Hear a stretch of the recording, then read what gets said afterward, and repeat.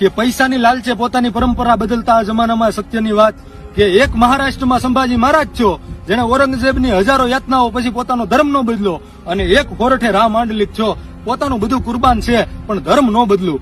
વાત કરું 1472 જયારે મોહમ્મદ બેગડાનું લશ્કર બધા મંદિરો તોડતું જુનાગઢ પગ્યું ત્યારે બેગડાના લશ્કરમાંથી એક વ્યક્તિને મોકલો માંડલિક પાસે, પણ એ કેવો માંડલિક કે હોત સિંહ હજારો તો વાતું કરત શ્વાન, અરે એક માંડલિક ડણકે તો પરસેવે થાય હનાની, એવા માંડલિક પાસે મોકલ્યું ભાઈ. અને એને કહેવામાં આવ્યું કે જો તારે તારું રજવાડું જોતું હોય, જો તારે તારું રાજ આમણામ રાખવું હોય તો તું તારો ધર્મ બદલી લે. ત્યારે રામ માંડલિક ઉભો થઈને કે હે હું બોલો ધર્મ પરિવર્તન કરી લે એમ.